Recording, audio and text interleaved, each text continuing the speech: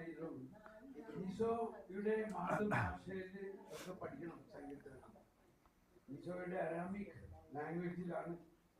ഇതൊക്കെ ഇപ്പൊ യൂട്യൂബിൽ ചുമ്മാ അടിക്കാണെങ്കിൽ കിട്ടും. അഡോനായി Roy, The Lord is my shepherd. അപ്പം ഈ സംഗീതം വാസ്തവത്തില് നമ്മൾ പറയും ദാവീദ് എന്ന് പറഞ്ഞാലും ഇതെല്ലാം ഈശോ തന്നെ പ്രവചനമായിട്ട് ദാവീദിലൂടെ വന്ന പ്രവചനങ്ങളാണ്. അങ്ങനെ ഏറ്റവും വലിയൊരു പ്രവചനമാണ് ഈ 23-ാം സംഗീതം. അപ്പൊ അതിന്റെ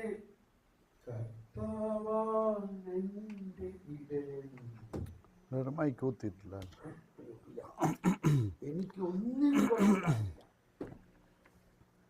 അപ്പോ എന്തോരു വലിയ ഒരു പ്രവചനമാണത്.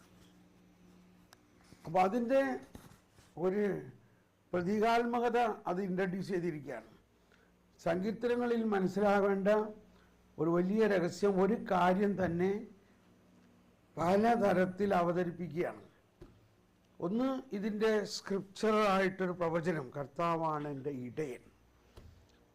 ഇനി അതിൽ നിന്ന് വരുന്ന ഭയങ്കര ഒരു സംവിധാനം ഇടയൻ എന്ന ഒരു കാര്യമാണ്. അപ്പോൾ ഈ ഇടയൻ എന്നത് ബൈബിളിൻ്റെ ആരംഭം മുതൽ അവസാനം വരെയുള്ള ഒരു പ്രതീകവും സഭയുടെ ശിരസ് യേശുക്രിസ്തു തന്നെയായ ശിരസ് മുതൽ നമ്മൾ ഓരോരുത്തരുമാകുന്ന കുഞ്ഞാടുകൾ വരെ ഉള്ള തീം അതിനകത്ത് വന്നിരിക്കുകയാണ്. ഇനി അത് പറയുമ്പോഴാണ് നമ്മൾ ഈ ഹോളി ലാൻഡിൽ ചെല്ലുമ്പോൾ അവിടെ അവർ കാണിച്ചു തരും ഒരു ഗുഹ. ഇവിടെയാണ് പണ്ട് ആടുകളെ കയറ്റി ഗുഹകളിലായിരുന്നു. അപ്പോൾ ആ ഗുഹയുടെ വാതുക്കൽ ഇടയന്മാർ കിടക്കും. എന്തിനാന്ന് വെച്ചാൽ ആടുകൾ പുറത്ത് പോകാനും പാടില്ല, കള്ളനകത്ത് കയറാനും പാടില്ല. അതിനു വേണ്ടി എന്നിട്ട് രാവിലെ ആവുമ്പോൾ അപ്പോൾ ഒരു ഗുഹയിൽ തന്നെ പല ഇടയൻ്റെ ആടുകളുണ്ടാവും, പല ഇടയന്മാരും വാതിൽ കിടക്കുന്നുണ്ടാവും. ഏത് ഇടയൻ്റെ ആട് ഏതാണെന്ന് എങ്ങനെ മനസ്സിലാവും? അപ്പോൾ ഒരിടയൻ പുറത്ത് വന്നിട്ട് ഒച്ച ഉണ്ടാക്കുമ്പോൾ ആ ഇടയൻ്റെ ആടുകളെല്ലാം പുറത്ത് വരും. ആ ആടുകൾക്ക് ഇടയൻ്റെ ശബ്ദം കേൾക്കുമ്പോൾ കൃത്യം അറിയാം ഇത് അവരുടെ ഇടയനാണ്. ഇത് ഇസ്രായേലിൻ്റെ ഒരു വലിയ തത്വമാണത്. ആടുകൾ ഇടയൻ്റെ ശബ്ദം തിരിച്ചറിയുന്നു. എന്നിട്ട് ഈ ആടുകളെ ഇടയൻ അപ്പോൾ ആടുകൾ ഇടയൻ്റെ കൂടെ വരുന്നു. ഇനി ആടുകളെയും കൊണ്ട് ആദ്യം ഇടയൻ എന്താ ചെയ്യണേ? ആടുകളെ അവർക്ക് പച്ച പുല്ല് കൊടുക്കും. അപ്പോൾ ഇതാണ് ഒരു മനുഷ്യൻ്റെ ആത്മാവിന് ഏറ്റവും ആദ്യം ആവശ്യമായിട്ടുള്ളത്, ദൈവവചനമാണ്. അതാണ് മനുഷ്യൻ്റെ ആത്മാവിനെ സംബന്ധിച്ചുള്ള പച്ചപ്പുല്ല്. അപ്പോൾ ഈ കർത്താവാണ് എൻ്റെ ഇടയൻ, എനിക്കൊന്നിനും കുറവുണ്ട്. ഇടയൻ പച്ചയായ പുൽത്തകിടി എന്ന് പറയുന്നത് പുതിയ വചനമാണ്, ഈശോ നൽകുന്ന വചനമാണ്. ഒരാത്മാവിന് ഏറ്റവും ആവശ്യമായിട്ടുള്ളത് വചനമാണ്. എന്നാൽ ഈ വചനം മാത്രം ഭക്ഷിച്ചാൽ പോരാ. പച്ചയായ പുൽത്തകിടിയിൽ എനിക്ക് വിശ്രമമരുളുന്നു. അടുത്തത് പ്രശാന്തമായ ജലാശയം. അപ്പൊ ഈ പച്ച പുൽത്തകിടി കഴിഞ്ഞ് അപ്പുറത്ത് ഒരു അരുവിയാണ്, അത് പരിശുദ്ധാത്മാവാണ്. അപ്പോൾ വചനം സ്വീകരിച്ചാൽ മാത്രം പോരാ, ഒരു ആത്മാവിന് വചനവും പരിശുദ്ധാത്മാവും. അപ്പോൾ വചനവും പരിശുദ്ധാത്മാവും ലഭിച്ചു കഴിയുമ്പോൾ അവിടെ നിന്ന് എനിക്ക് ഉന്മേഷം നൽകുന്നു. ആ വാക്കിൻ്റെ ഒറിജിനൽ ട്രാൻസ്ലേഷനിൽ അവിടെ നിന്ന് എനിക്ക് പുതുജീവൻ നൽകുന്നു എന്നാണ്. കണ്ടോ, ട്രാൻസ്ലേഷൻ്റെ പ്രശ്നമാണിത്. അപ്പോൾ ഈ സെൻറ്റ് അഗസ്റ്റിൻ്റെ ഇൻ്റർപ്രിറ്റേഷനിലുള്ളൊരു ഗുണം, സെൻറ്റ് അഗസ്റ്റിൻ ഈ കാലഘട്ടത്തിലെ ട്രാൻസ്ലേഷനിലല്ലല്ലോ. സെൻറ്റ് അഗസ്റ്റിൻ ഇതിൻ്റെ ഒറിജിനൽ ഗ്രീക്ക് ലാംഗ്വേജിൽ നിന്നാണ് ഇതെല്ലാം ചെയ്തേക്കുന്നത്. അപ്പം അതുകൊണ്ട് പിന്നീട് ട്രാൻസ്ലേറ്റ് ചെയ്തവർ അവിടെ ചേർത്തിരിക്കുകയാണ് സെന്റ് അഗസ്റ്റിൻ ഈ വാക്കുകളാണ് ഉപയോഗിച്ചിരിക്കുന്നത്, എന്നാൽ ഇപ്പം ഇങ്ങനെയല്ല എന്നൊക്കെ എക്സ്പ്ലെയിൻ ചെയ്യുന്നുണ്ട്. അപ്പോൾ സെന്റ് അഗസ്റ്റിൻ്റെ ഇൻ്റർപ്രിറ്റേഷനിൽ നമുക്ക് കിട്ടുന്നൊരു ഗുണം, ആ കാലഘട്ടത്തിൽ ഇവയെല്ലാം എന്ത് സ്ക്രിപ്റ്റിലായിരുന്നു എന്നുള്ളത് മനസ്സിലാവും. ഉദാഹരണത്തിന്, എൻ്റെ ആത്മാവ് അങ്ങയോടൊട്ടി ചേർന്നിരിക്കുന്നു എന്നുള്ളതിന് ഇംഗ്ലീഷിൽ my soul cling to you lord എന്നാണ്. പക്ഷേ സെന്റ് അഗസ്റ്റിൻ്റെ ഇൻ്റർപ്രിറ്റേഷനിൽ എക്സ്പോസിഷനിൽ പറയാണ് my soul is glued with you എന്നാണ്. ഗ്ലൂഡ് വിത്ത് യു, എൻ്റെ ആത്മാവ് നിന്നോട് പശ വെച്ചൊട്ടിച്ചിരിക്കുന്നതാണ്. എന്നിട്ട് ഇൻ്റർപ്രറ്റ് ചെയ്യാണ് ആ പശ ദൈവത്തിൻ്റെ കൃപയും സ്നേഹവുമാണ്. ദൈവം തൻ്റെ കൃപയും സ്നേഹത്തിലൂടെ നമ്മുടെ ആത്മാവിനെ ഒട്ടിച്ച് വെച്ചിരിക്കുകയാണ്. ആർക്കും ഇനി അത് അകറ്റാൻ പറ്റില്ല.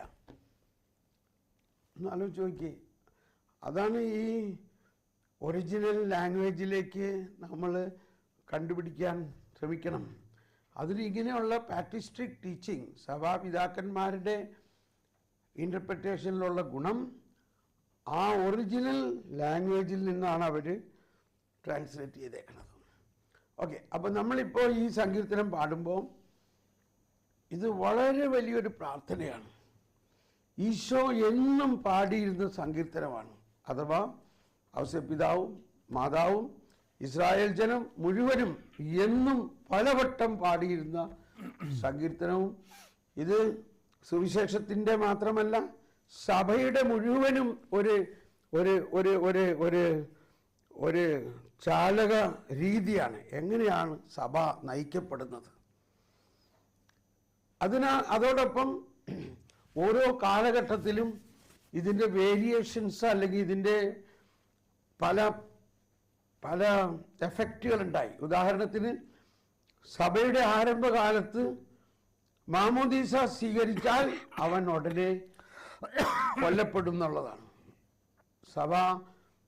സഭയെ പീഡിപ്പിച്ചിരുന്നവരുടെ പ്രധാന ഓർഡർ ആരെങ്കിലും ക്രിസ്ത്യാനിയായാൽ ഉടനെ അവനെ കൊല്ലുക ഉള്ളതാണ്. അപ്പം ആ കാലഘട്ടത്തിൽ ഈ സങ്കീർത്തനം പാടിയിട്ടാണ് മാമോദീസാർത്ഥികൾ വരുന്നത്. അവരുടെ ഉദ്ദേശം ഇതായിരുന്നു: മരണത്തിൻ്റെ നിഴൽ വീണ താഴ്വരയിലൂടെയാണ് ഞാൻ നടക്കുന്നതെങ്കിലും അവിടുന്ന് കൂടെയുള്ളതിനാൽ ഞാൻ ഭയപ്പെടുകയില്ല. അതായത് അവർക്കറിയാം, ഇന്ന് മാമോദീസ സ്വീകരിച്ചാൽ നാളെയോ അല്ലെങ്കിൽ എൻ്റെ അടുത്ത ദിവസം അവരെ കൊല്ലുന്നു. അതറിഞ്ഞുകൊണ്ട് അവർ മാമോദീസ സ്വീകരിക്കുകയും, അപ്പോൾ ആ മാമോദീസ സ്വീകരണ സമയത്ത് തന്നെ മരണത്തിൻ്റെ നിഴൽ വീണ താഴ്വരയിലൂടെയാണ് ഞാൻ നടക്കുന്നതെങ്കിലും അവർ പാടുമ്പോൾ ഈ മരണത്തെ മുൻപിൽ കണ്ടുകൊണ്ടാണ് അവർ മാമോദീസ സ്വീകരിക്കുന്നതെന്നാണ്. ഇതൊക്കെ സെന്റ് അഗസ്റ്റിൻ എഴുതിയിട്ടുണ്ട് അതിനകത്ത്. വരുവിൻ. അപ്പോൾ അവിടെ മറ്റൊരു വിധത്തിൽ നമ്മളതിനെ വ്യാഖ്യാനിക്കേണ്ടത്, ഇപ്പം മുടിയനായ പുത്രൻ മടങ്ങി വന്നപ്പോൾ അപ്പൻ ആദ്യം അവന് കൊടുത്തത് പുതിയ പാദരക്ഷകളാണ്, പുതിയ ഒരു സെറ്റ് ഓഫ് ഷൂസ്. കാരണം നീ ഒരുപക്ഷെ ഇനിയും ഈ വഴിയിൽ പോകാം, എന്നാൽ നിന്റെ കാല് വഴുതരുത്. എന്താ ഇസ് ഇറ്റ് റൈറ്റ്? വഴുതുക, അതല്ലേ മലയാളം? സ്ലിപ്പാവരുത്. അതുകൊണ്ട് നിനക്കൊരു വിൻ്റർ ടയറുള്ള ഷൂസ് വേണം. ഇതെനിക്ക് നല്ല അനുഭവമാണ്. ഞാൻ ആദ്യം ഇവിടുന്ന് ജർമ്മനിയിൽ ചെന്ന്, ഓസ്ട്രേലിയയിൽ ചെന്ന്, ഒരച്ഛനെ കാണാൻ ചെന്നു. കാറിൽ നിന്ന് ഇറങ്ങിയ വഴി ഡൂന്നും പറഞ്ഞ് തല അടിച്ച് വീണു. അവിടെ നല്ല തിക്കായിട്ടുള്ള ഐസായിരുന്നു. ഐസ് കിടക്കണത് നമുക്ക് മനസ്സിലാവണില്ല, അതിങ്ങനെ ട്രാൻസ്പെറൻ്റ് ആയിട്ട് ഇങ്ങനെ ഇരിക്കുകയാണ്. അതിൽ കാല് വെക്കല്ല, നമ്മുടെ ഇന്ത്യൻ ഷൂസ്, സ്ലിപ്പറി ഷൂസ്, താഴെ ഗ്രിപ്പൊന്നുമില്ല, ബാറ്റ ഷൂസ്, സ്ലിപ്പായിട്ട് അങ്ങ് വീണ് നേരെ തല അടിച്ചു. കറക്റ്റ് ഉടനെ തന്നെ അച്ഛൻ എന്നെ കെട്ടി പിടിച്ചുകൊണ്ട്, എൻ്റെ തോമസ് പോലെ, you are not in India, this is a land with slips, therefore get in. എന്നെ വേഗം വണ്ടിയിൽ കയറ്റിയിരുത്തി ഓടിച്ചു കൊണ്ടുപോയിട്ട് ഒരു ഷൂ ഷോപ്പിൽ കൊണ്ടുപോയി ഈ ഷൂ വലിച്ചെറിഞ്ഞ് കളഞ്ഞ് നല്ല ഗ്രിപ്പുള്ള ഷൂ മേടിച്ചു തന്നു. അതാണ് ആദ്യം എനിക്ക് ഉണ്ടായ അനുഭവം. അപ്പോൾ നമ്മൾ ജീവിക്കുന്ന പാതകളെ നേരിടാൻ പറ്റിയ സംരക്ഷണം നമുക്ക് വേണം. അപ്പോൾ അതാണ് ആദ്യം തന്നെ മുടിയനായ പുത്രന് കൊടുത്തത്. നീ ഇനിയും ഒരുപക്ഷെ ഈ വഴിയിൽ പോകാം, എന്നാൽ ഇനി നീ വീഴില്ല. അതുപോലെയുള്ള ഒരു കൃപ ഞാൻ നിനക്ക് തരികയാണ്. ആ അർത്ഥത്തിലും കൂടി ഈ വരികളെടുക്കാം.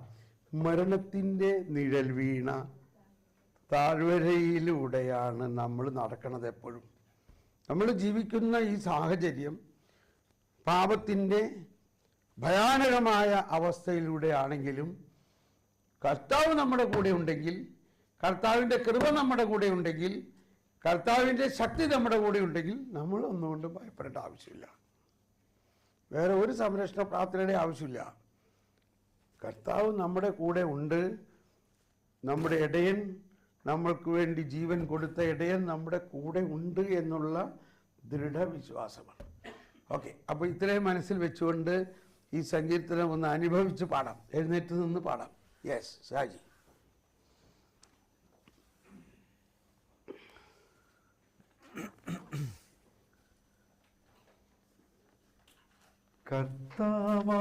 കർത്താവാണെൻ്റെ ഇടയൻ, എനിക്കൊന്നിനും കുറവുണ്ടാവുകയില്ല. കർത്താവാണെൻ്റെ ഇടയൻ, എനിക്കൊന്നിനും കുറവുണ്ടാവുകയില്ല. പച്ചയായ പുൽത്തകിടിയിൽ അവിടുന്ന് എനിക്കു വിശ്രമമരുളുന്നു. പ്രശാന്തമായ ജലാശയത്തിലേക്ക് അവിടുന്ന് എന്നെ നയിക്കുന്നു. കർത്താവാണെൻ്റെ ഇടയൻ, എനിക്കൊന്നിനും കുറവുണ്ടാവുകയില്ല. അവിടുന്ന് എനിക്ക് ഉന്മേഷം നൽകുന്നു. തൻ്റെ നാമത്തെ പ്രതിനിധിയുടെ പാതയിൽ എന്നെ നയിക്കുന്നു. അവിടുന്ന് എനിക്ക് ഉന്മേഷം നൽകുന്നു. തൻ്റെ നാമത്തെ പ്രതിനിധിയുടെ പാതയിൽ എന്നെ നയിക്കുന്നു. മരണത്തിൻ്റെ നിഴൽ വീണ താഴ്വരയിലൂടെയാണ് ഞാൻ നടക്കുന്നതെങ്കിലും അവിടുന്ന് കൂടെയുള്ളതിനാൽ ഞാൻ ഭയപ്പെടുകയില്ല. അങ്ങയുടെ ഊന്നുവടിയും ദണ്ഡും എനിക്ക് ഉറപ്പേകുന്നു. കർത്താവാണെൻ്റെ ഇടയൻ, എനിക്കൊന്നിനും കുറവുണ്ടാവുകയില്ല. എൻ്റെ ശത്രുക്കളുടെ മുൻപിൽ അവിടുന്ന് എനിക്ക് വിരുന്നൊരുക്കുന്നു. എൻ്റെ ശിരസ് തൈലം കൊണ്ട് അഭിഷേകം ചെയ്യുന്നു. എൻ്റെ ശത്രുക്കളുടെ മുൻപിൽ അവിടുന്ന് എനിക്ക് വിരുന്നൊരുക്കുന്നു. എൻ്റെ ശിരസ് തൈലം കൊണ്ട് അഭിഷേകം ചെയ്യുന്നു. എൻ്റെ പാനപാത്രം കവിഞ്ഞൊഴുകുന്നു. അവിടുത്തെ നന്മയും കരുണയും ജീവിതകാലം മുഴുവൻ എന്നെ അനുഗമിക്കും. കർത്താവിൻ്റെ ആലയത്തിൽ ഞാൻ എന്നേക്കും വസിക്കും. കർത്താവാണെൻ്റെ ഇടയൻ, എനിക്കൊന്നിനും കുറവുണ്ടാവുകയില്ല. ഇപ്പൊ ഇവിടെ കേട്ട ഒരു വരി നമ്മളൊന്നും കൂടി ശ്രദ്ധിക്കണം. എൻ്റെ ശിരസ് തൈലം കൊണ്ട് അഭിഷേകം ചെയ്യുന്നു. അപ്പോൾ രാജാവിൻ്റെ അഭിഷേകം, പൗരോഹിത്യ അഭിഷേകം, പ്രവാചക അഭിഷേകം, ഈ 3 അഭിഷേകമാണ് യേശുക്രിസ്തുവിലുള്ളത്. ഈ 3 അഭിഷേകവും നമുക്ക് കിട്ടിയിട്ടുണ്ട്. പക്ഷേ നമുക്കറിയോ നമ്മുടെ അഭിഷേകം എന്താണെന്ന്? അപ്പോൾ നമ്മുടെ ജീവിതത്തിൻ്റെ വിജയം എന്ന് പറയുന്നത് നമ്മുടെ അഭിഷേകം എന്താണെന്ന് മനസ്സിലാകണം. ആ അഭിഷേകം ഉണരണം, ആ അഭിഷേകം ജ്വലിക്കണം. അപ്പോൾ ഈശോ തന്നെ മാമോദീസ സ്വീകരിച്ചു കഴിഞ്ഞിട്ട് ആദ്യം പറഞ്ഞത് ഇതാണ്: കർത്താവ് എന്നെ അഭിഷേകം ചെയ്തിരിക്കുന്നു. The Spirit of the Lord is upon me, He has anointed me. ഇപ്പം ഞാൻ പറയാണ്, എനിക്ക് ഏറ്റവും വലിയ ഒരു അഭിഷേകം സുവിശേഷ പ്രഘോഷണമാണ്. അതോടൊപ്പം രോഗശാന്തി, അതോടൊപ്പം പിശാചിനെ ബഹിഷ്കരിക്കുക. എന്നാൽ സുവിശേഷം പ്രഘോഷിച്ചപ്പോഴൊക്കെ എല്ലാവർക്കും ഇഷ്ടമായി. പക്ഷേ 1-2 പിശാചിനെ ബഹിഷ്കരിച്ചു കഴിഞ്ഞപ്പോൾ എല്ലാവർക്കും എന്നോട് ഭയങ്കര ബഹുമാനമായി. പിന്നെ എനിക്ക് തന്നെ ഒരു ഫീലായി, എടാ ഇത് നല്ല സാധനമാണല്ലോ. അപ്പോൾ എനിക്ക് പിശാചുക്കളെ കാണാം. അതാണ് മറ്റൊരു കാര്യം, അതാണ് ഈ വേർഡ് ഓഫ് ഗോഡ്. അപ്പോൾ ഒരാൾ വരുമ്പോൾ അതാണ് ആത്മാക്കളെ വിവേചിച്ചറിയുന്ന വരം. അത് അഭിഷേകത്തിൻ്റെ ഒരു ഭാഗമാണ്. ആ വ്യക്തിയിൽ എന്ത് അശുദ്ധാരൂപിയാണെന്ന് പ്രതീകാത്മകമായിട്ട് നമ്മളെ കാണിച്ചു തരും. ഉദാഹരണത്തിന്, ഇപ്പം പാമ്പുകളുടെ മേലും തേളുകളുടെ മേലും ചവിട്ടി നടക്കാൻ നിനക്ക് അധികാരം തരുന്നു. അപ്പോൾ ഈ പാമ്പും തേളും എന്ന് പറയണത് ചില അശുദ്ധാത്മാക്കളുടെ പ്രതീകങ്ങളാണ്. അങ്ങനെ ഒരുപാട് പ്രതീകങ്ങളുണ്ട്. അത് കാണിച്ചു തരുമ്പോൾ ഉടനെ എനിക്കൊരു എൻ്റെ ബോഡിയിൽ ഒരു സ്പർശനം കിട്ടും. നിന്റെ ചുറ്റും ഒരു അശുദ്ധാരൂപി പ്രവർത്തിക്കുന്നുണ്ട്. അതാണ് വേറൊരു അടയാളം. അപ്പോൾ ഉടനെ ഞാൻ പരിശുദ്ധാത്മാവിനെ കോണ്ടാക്ട് ചെയ്യുമ്പോൾ ഇപ്പോൾ ഒരു കിനാവള്ളി മൂവ് ചെയ്യണം. ഇതൊരു അശുദ്ധാരൂപിയുടെ പ്രവർത്തനമാണ്. അപ്പോൾ ഞാൻ ചോദിക്കും, ഞാൻ എന്ത് ചെയ്യണം? ഇപ്പോൾ ബൈൻഡ് ദാറ്റ്, അതിന് ബന്ധന പ്രാർത്ഥന എന്ന് പറഞ്ഞാൽ ആ അശുദ്ധാരൂപിയെ നമുക്ക് ഫ്രീസ് ചെയ്യാം. യേശുവിൻ്റെ നാമത്തിൽ ഞാൻ നിന്നെ ബന്ധിക്കുന്നു. അപ്പോൾ അത് ഇങ്ങനെ മൂവ് ചെയ്തുകൊണ്ടിരിക്കുകയാണ്, ഭയങ്കര വയലൻ്റായിട്ട് അവരെ ആക്രമിക്കാൻ. അത് ഉടനെ അങ്ങ് ഫ്രീസായി. മനസ്സിലായോ? Praise the Lord. ഇപ്പം നമുക്ക് ഭയങ്കര ഒരു സന്തോഷമായി. ഇപ്പം നടന്നൊരു സംഭവമാണ്. Please be സിറ്റഡ്. അപ്പോൾ ഇത് ഒരു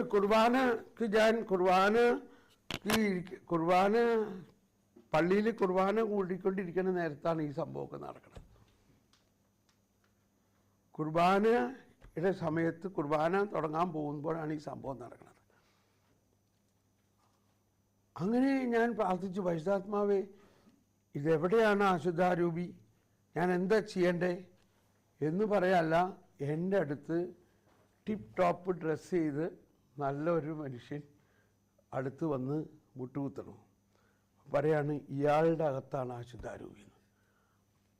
ഐ കാൻറ്റ് ഇമാജിൻ ദാറ്റ്. അത്രയ്ക്ക് ഡീസൻ്റ് ആയിട്ടുള്ള ഒരാളാണ് അവിടെ വന്നേക്കുന്നത്. അതാണ് നമ്മുടെ ചിന്തമായിട്ടൊന്നുമല്ല. അപ്പം ഞാൻ പറഞ്ഞു, ഇയാളോ? He looks like a gentleman and very good. Yes. എന്നിട്ട് പരിശുദ്ധാത്മാവ് ഒരു ദർശനം കാണിച്ചു തരികയാണ്. ഇയാളുടെ ട്രൗസറിൻ്റെ അകത്ത് ഒരു ചരടിൽ ഒരു പിച്ചളത്തകിട് കെട്ടി വെച്ചേക്കണം. നമ്മൾക്ക് ഈ ഫെമിലിയാരിറ്റി, ഇതാണ് ദർശനങ്ങളെ കണ്ടും അതിൻ്റെ അർത്ഥം മനസ്സിലാക്കിയും നമുക്കൊരു ഫെമിലിയാരിറ്റി വരണത് കൊണ്ട് ഐ ഹാവ് ഫുൾ ഫെയ്ത്ത്. അല്ലെങ്കിൽ നമുക്കിത് വിശ്വസിക്കാൻ പറ്റില്ല. എന്നാലും നമുക്ക് തോന്നാണ്, ഇപ്പം ഞാൻ ഇയാളോട് എന്താ പറയണത്? നിൻ്റെ അണ്ടർവെയറിൻ്റെ അകത്ത് പിച്ചളപ്പേട് കെട്ടി വെച്ചിട്ടുണ്ടെന്ന് ഇയാളോട് പറയണം. അപ്പം ഞാൻ പരിശുദ്ധാത്മാവേ, ഞാൻ എങ്ങനെ ഡീൽ ചെയ്യും? അയാൾ ഇങ്ങോട്ടൊന്ന് സംസാരിക്കുകയാണെങ്കിലേ ഞാൻ ഇതിനകത്ത് എന്തെങ്കിലും ചെയ്യുള്ളൂ. എനിക്ക് പേടിയാവണം. എനിക്കിത് പള്ളിയിലാണ്, ആൾക്കാരുണ്ട്. Don't worry. അപ്പം ഇവിടെയാണ് ആത്മാവ് നയിക്കുക എന്ന് പറയണത്. അത് വളരെ വലിയൊരു ശാസ്ത്രമാണ്, ആത്മാവിനാൽ നയിക്കപ്പെടുക എന്നുള്ളത്. ഓരോ സ്റ്റെപ്പും ഇനി ആത്മാവ് പറയണമാതിരി ചെയ്യണം. അപ്പോൾ ആത്മാവ് പറഞ്ഞു, നീ വിഷമിക്കണ്ട, അവൻ നിന്നോട് ഇങ്ങോട്ട് സംസാരിക്കും, അപ്പോഴിടപെട്ടാൽ മതി എന്ന് പറഞ്ഞു. ഇനി കുർബാന കഴിഞ്ഞു. അപ്പോൾ ഇതെല്ലാം പരിശുദ്ധാത്മാവ് തന്നെയാണ് ഈ ആളെ കൊണ്ടുവരുന്നത്. എന്തിനാ ഈ ആളെ കൊണ്ടുവരുന്നത്? എനിക്ക് പിശാചുക്കളെ ബഹിഷ്കരിക്കാനുള്ള വരം തന്നിരിക്കുന്നത് കൊണ്ട് പിശാചുക്കളിൽ നിന്നും മുക്തി നേടാനുള്ള ആൾക്കാരെ എൻ്റെ അടുത്ത് കൊണ്ടുവരുന്നതാ. ഇപ്പം നോക്കിക്കോ, നിങ്ങൾക്ക് ഈ വരം വേണോ? വേണ്ട? ആരും മിണ്ടലില്ലല്ലോ. വേണം. വരം തിന്നു കഴിഞ്ഞാൽ പിന്നെ നാളെ മുതൽ പിശാചുള്ളവരൊക്കെ നിങ്ങളുടെ അടുത്തേക്ക് കർത്താവ് നയിക്കും. പേടിക്കേണ്ട ആവശ്യമില്ല. പരിശുദ്ധാത്മാവ് നമുക്ക് സൂചനകൾ തരും. അപ്പം കുർബാന കഴിഞ്ഞു, എല്ലാവരും പോയി, ഇയാൾ മാത്രം പോയിട്ടില്ല. അച്ഛനും പോയി, കപ്പ്യാരും പോയി. സാധാരണ ആ പള്ളിയിൽ ഞാൻ കുറേ നേരം ഇരുന്ന് പ്രാർത്ഥിക്കുമ്പോൾ കപ്പ്യാർ വന്നിട്ട് പറയും, സാറേ എനിക്ക് പള്ളി അടയ്ക്കണം, ഒന്ന് പോയി തന്നാൽ നന്നായിരിക്കും എന്നുള്ള മാതിരി. പള്ളി അടയ്ക്കണം എന്ന് പറയും. ഞാൻ പോയിക്കോളാന്ന് പറയും. അപ്പോൾ ഇന്ന് കപ്പ്യാരും കാണാനില്ല, അങ്ങേരും പോയി.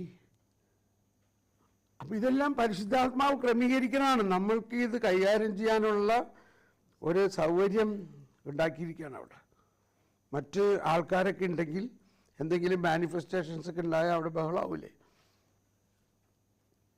അപ്പോൾ ഒറ്റയ്ക്കായപ്പോൾ ഒരു പേടിയുമാകാൻ തുടങ്ങി. എന്നാൽ ഇതിൻ്റെ ഇടയ്ക്ക് അപ്പോൾ ഞാൻ പരിശുദ്ധാത്മാവ് നമ്മൾ ആശ്വസിപ്പിച്ചു, ഡോണ്ട് വറി. അപ്പോൾ ആൾറെഡി ഇതിനെ ഫ്രീസ് ചെയ്തു. അതുകൊണ്ട് നമുക്ക് ഒരു മാനിഫെസ്റ്റേഷൻ ഉണ്ടാവില്ല എന്ന് തീർച്ചയായിട്ടും വിശ്വസിക്കാം. അപ്പം ഞാനിങ്ങനെ പ്രാർത്ഥിച്ചിരിക്കുകയാണ്. അപ്പം ഇയാൾ ഇങ്ങോട്ടേക്ക് സംസാരിക്കാൻ ഞാനൊരല്പം ഇട കൊടുക്കണം. അപ്പോൾ ഞാൻ പ്രാർത്ഥിച്ചിരിക്കുന്നത് കൊണ്ട് ഇയാൾ മിണ്ടാതിരിക്കുകയാണ്. അപ്പം ഞാൻ മുട്ടുകുത്തി പ്രാർത്ഥിച്ചിരുന്നതിന് ഞാൻ എണീറ്റിരുന്നു, ഇയാൾ സംസാരിച്ചോട്ടെ എന്ന് ഉദ്ദേശിച്ചുകൊണ്ട്, ആ ബോധ്യത്തോടെ എണീറ്റിരുന്നപ്പോൾ ഇയാൾ തിരിഞ്ഞുകൊണ്ട് ചോദിച്ചു, തോമസ് പോൾ ബ്രദറാണോ? യെസ്. എനിക്ക് ജീവിക്കണ്ട, എനിക്ക് മരിക്കണം എന്നും പറഞ്ഞ് ഇയാൾ ഇങ്ങനെ സംസാരിക്കാൻ തുടങ്ങി. അപ്പോൾ നമുക്ക് ക്ലിയറായി, ഇയാളിലുള്ള ഈ ദുഷ്ടാരൂപിയുടെ പ്രവർത്തനമാണിത്. അപ്പം ഞാൻ ഇയാളെ കുറ്റപ്പെടുത്തൊന്നും ചെയ്യാതെ വളരെ സ്നേഹത്തോടെ, സഹോദര വിഷമിക്കണ്ട, നിന്നെ പരിശുദ്ധാത്മാവാണ് ഇവിടെ കൊണ്ടുവന്നത്. നിനക്ക് ഈ മരിക്കണം എന്നുള്ളത് പിശാചിൻ്റെ പ്രവർത്തനമാണ്. നിന്റെ അരയിലൊരു താബീജ് കെട്ടിയിട്ടില്ലേ? അതെങ്ങനെ അറിയാം നിങ്ങൾക്ക്? ആർക്കും അറിയാൻ പാടില്ല. ഞാൻ 3000 രൂപ കൊടുത്ത് കെട്ടിച്ചതാണത്. കേട്ടോ, ഇത് 10-25 വർഷം മുമ്പ് 3000 രൂപ എന്ന് പറഞ്ഞാൽ നല്ലൊരു എമൗണ്ടാണ്. അപ്പം എന്തിനാ മോനെ നീ ഇത് കെട്ടിച്ചത്? നീ പിശാചിനെ കെട്ടിച്ചുകൊണ്ടിരിക്കുകയാണ്. പിശാചിനെ നിൻ്റെ മേത്ത് കെട്ടിവെച്ചു കഴിഞ്ഞ് കഴിഞ്ഞാൽ എന്താ ഉണ്ടാകാൻ പോണത്? പിശാച് നിന്നെ കൊല്ലും. അതാണ്, കൊല്ലാനും നശിപ്പിക്കാനുമാണ് അവൻ വന്നിരിക്കുന്നത്. ഓഹോ, അതാണല്ലേ എനിക്കിങ്ങനെ ചാവണം. അവനന്ന് സൂയിസൈഡ് ചെയ്യാനിരുന്നതാ, കർത്താവ് കൊണ്ടുവന്ന കണ്ടോ. അപ്പോൾ നീ വിഷമിക്കണ്ട, നീ ഇവിടെ വരുന്നതിന് മുമ്പേ തന്നെ പരിശുദ്ധാത്മാവ് എന്നെ ഇത് കാണിച്ചു തന്നു. ഇപ്പം നിനക്ക് മനസ്സിലായില്ലേ കർത്താവ് നിന്നെ അറിയുന്നുണ്ടെന്നുള്ളത്? അവന് ഭയങ്കര വിശ്വാസമായി, അവൻ്റെ വിശ്വാസം വർദ്ധിച്ചു. ദൈവം ഇത്രയ്ക്ക് അവനെ പരിപാലിക്കുന്നു എന്നുള്ളത്. ആരും അറിയാതെ വെച്ചുകൊണ്ടിരുന്ന ഈ സാധനത്തിനെ നമുക്ക് കാണിച്ചു തന്നുണ്ട്. എന്നിട്ട് ഞാൻ അവനെ കൊണ്ട് റിപ്പൻറ്റ് ചെയ്യിച്ചു. നീ സൗകര്യം പോലെ കുമ്പസാരിക്കണം. ഇപ്പോൾ നീ ഒരു പണി ചെയ്യുക, എൻ്റെ കൂടെ സാക്രിസ്റ്റിയിലേക്ക് വാ, ഞാൻ അത് നിന്നെ ഡ്രസ്സ് ഊരിയിട്ട് അത് മുറിച്ച് കളയാം.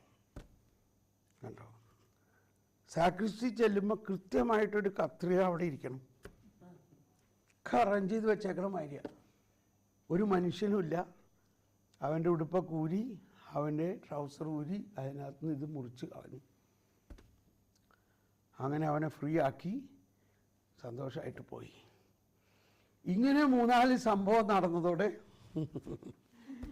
എനിക്ക് ഭയങ്കര കോൺഫിഡൻസ് ആയി. അതാണ് നമ്മളിലുള്ള അഭിഷേകത്തെ തിരിച്ചറിയണം. ഞാൻ ഒരുപാട് കാരണങ്ങൾ കൊണ്ട് സ്ഥാപിക്കാം, എല്ലാ വിശ്വാസിയിലും ഈ ചെറിയ ചെറിയ പിശാചിനെ ഒഴിപ്പിക്കാനുള്ള എല്ലാ കൃപയും തന്നിട്ടുണ്ട്. ഇനി നമ്മളെ കൊണ്ട് പറ്റാത്ത തരത്തിലുള്ളൊരു വലിയ പിശാചാണെങ്കിൽ നമ്മളെടുത്ത് കൊണ്ടുവരില്ല. ഇനി വന്നാൽ തന്നെ പറയും, നീ ഇതിനെ ബൈൻഡ് ചെയ്യും. പക്ഷേ ഇതിനെ ഒഴിപ്പിക്കാൻ അച്ഛൻ്റെ അടുത്ത് പോ, അല്ലെങ്കിൽ ബിഷപ്പിൻ്റെ അടുത്ത് പോ. അങ്ങനെ സംഭവങ്ങൾ ഉണ്ടായിട്ടുണ്ട്. ഈ ജർമ്മനിയിൽ വേൾഡ് യൂത്ത് ഡേ നടക്കുന്ന സമയത്ത് 1 വർഷം മുമ്പേ തന്നെ കർത്താവ് എന്നോട് പറഞ്ഞു, നീയും നിൻ്റെ ഗ്രൂപ്പും. അപ്പം നമുക്ക് 24 മണിക്കൂറും അഡറേഷനുള്ള ഗ്രൂപ്പുകളാണ് നമ്മളവിടെ ചെയ്തേക്കണത്. പെർപെക്ച്വൽ അഡറേഷൻ സെൻറ്റേഴ്സ് പലതും ഉണ്ടാക്കിയിട്ടുണ്ട്. അതിൽ നിന്ന് തിരഞ്ഞെടുത്ത കുറച്ച് പേരുമായിട്ട് ഈ കൺവെൻഷൻ എന്താ വേൾഡ് യൂത്ത് ഡേ പെർമിസസിൽ വന്നിട്ട് അവിടെ ഒരു നിത്യാരാധന കണ്ടിന്യൂസ് അഡറേഷൻ നടത്തി ഇൻ്റർസീഡ് ചെയ്യണം. അപ്പോൾ അതനുസരിച്ച് ഞാൻ നമ്മളുടെ കൂട്ടുകാർ മനോജിനോട് സണ്ണിയോടൊക്കെ സംസാരിച്ച് യൂത്ത് റൈസ് ഇൻ്റർനാഷണലിൻ്റെ കൂടെ ഞാനും ഉണ്ടായിട്ടന്ന് അവിടെ ഒരു ചാപ്പൽ സംഘടിപ്പിച്ച് എൻ്റെ കൂടെയുള്ള ജർമ്മൻ പ്രാർത്ഥനക്കാരെല്ലാം കൊണ്ടുവന്ന് അങ്ങനെ പ്രാർത്ഥിച്ചുകൊണ്ടിരിക്കുമ്പോൾ ഒരു ദർശനം കാണുകയാണ്.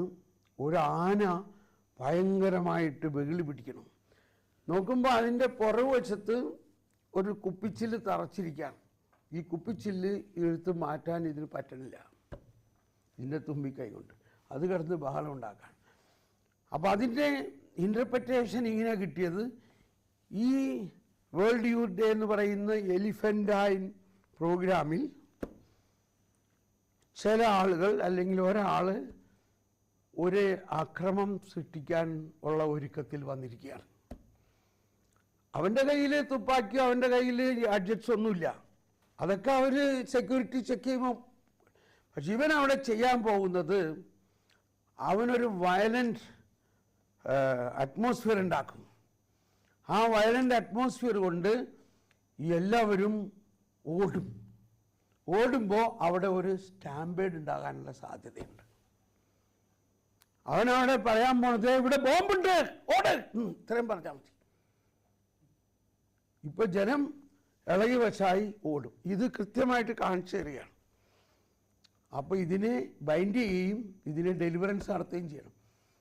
അപ്പോൾ ഇത് ഒരു മിസ്ക്രിപ്പൻ്റ് ആയിട്ടുള്ള യുവാക്കളെ പിശാച് കൊണ്ടുവന്നിരിക്കുകയാണ് ഇതിനകത്ത് കൂടി. ജർമ്മൻ സെക്യൂരിറ്റിക്ക് ഒന്നും കണ്ടുപിടിക്കാൻ പറ്റില്ല. അവർ എല്ലാ ഇലക്ട്രോണിക് സെക്യൂരിറ്റി വെച്ച് നോക്കുന്നുണ്ടെങ്കിലും ഇവൻ്റെ ഹൃദയത്തിൽ വന്നിരിക്കണ ഈ പിശാചിനെ എങ്ങനെ ഒഴിപ്പിക്കാൻ പറ്റും? മനസ്സിലാവുന്നുണ്ടോ? അപ്പോൾ ഞങ്ങൾ കുറേ പ്രാർത്ഥിച്ചിട്ട് പോണില്ല. എന്താണ് അപ്പോൾ ബൈൻഡ് ചെയ്തു ഒരുവിധം അതിനെ.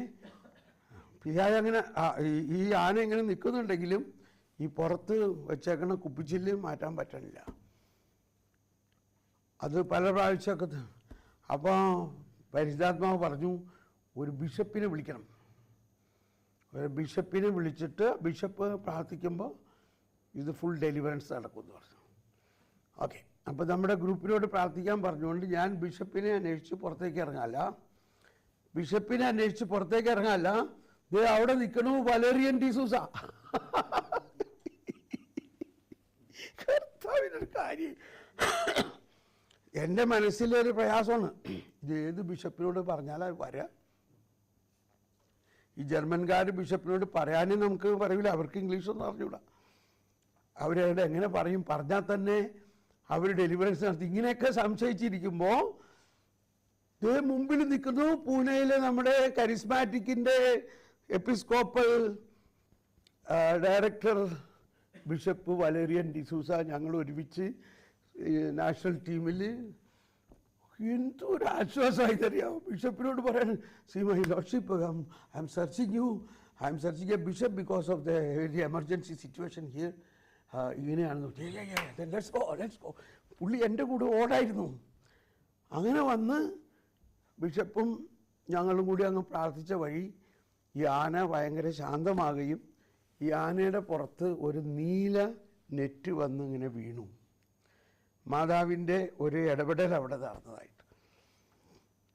അപ്പോൾ ഇങ്ങനെ കുറേ ഇൻസിഡൻസ് നമുക്ക് മനസ്സിലാവുമ്പോൾ നമ്മൾ ഒന്നുമില്ലാത്ത നമ്മളെ ഇത്രയും വലിയ ഒരു വേൾഡ് യൂത്ത് ഡേയുടെ സംരക്ഷിക്കാൻ വേണ്ടി ഒരു വർഷം മുമ്പേ തന്നെ സന്ദേശം തന്ന് പ്ലാനിങ് ചെയ്ത് ഒരുക്കി അവിടെ കൊണ്ടുവന്ന് ഞങ്ങളുടെ സ്വന്തം ചെലവിൽ ഇത്രയെല്ലാം ചെയ്ത് അവിടെ ഓർഗനൈസ് ചെയ്തു. ആരെങ്കിലും അറിയോ ഇങ്ങനൊരു സംഭവം അവിടെ നടന്നതായിട്ടോ വല്ലതും? സ്വർഗത്തിൽ മാത്രമേ അറിയുള്ളൂ. അപ്പോൾ ഇങ്ങനെ നമ്മളിലുള്ള അഭിഷേകത്തെ കർത്താവ് ഇതുപോലെ വൻ തോതിൽ ഉപയോഗിക്കുന്നതാണ് പറഞ്ഞത്. അപ്പോൾ ഇത് പാടിക്കൊണ്ടിരുന്നപ്പോഴാണ് എനിക്കത് കൂടുതൽ തോന്നിയത്. എന്താണ്? എൻ്റെ ശിരസ് എൻ്റെ ശത്രുക്കളുടെ മുൻപിൽ അവിടുന്ന് എനിക്ക് വിരുന്നൊരുക്കുന്നു. പറയും, എൻ്റെ ശത്രുക്കളുടെ മുൻപിൽ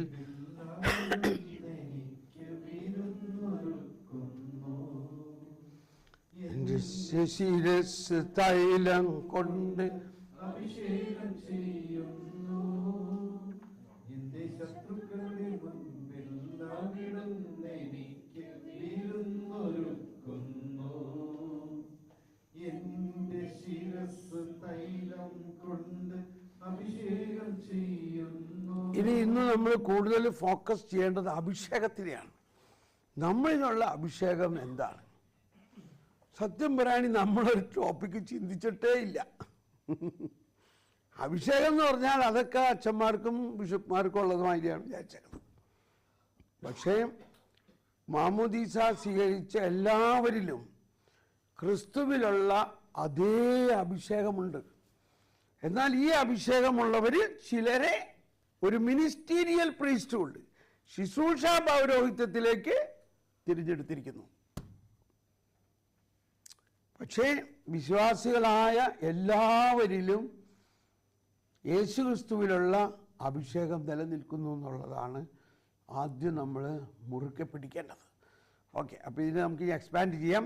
അപ്പോൾ ഇപ്പോൾ നമ്മളിവിടെ നിർത്തിയിട്ട് ഇന്നലെ വൈകുന്നേരത്തെ പ്രാർത്ഥനയുടെ ഒരു ഫീഡ്ബാക്ക് നിങ്ങൾ പെട്ടെന്ന് അവതരിപ്പിക്കൂ. അപ്പോൾ അതിൽ നിന്നും എനിക്ക് മനസ്സിലാവും എന്തോരായി നിങ്ങളുടെ ആ അവസ്ഥ. Okay, ready? സ്റ്റോപ്പ് ചെയ്ത് അടുത്ത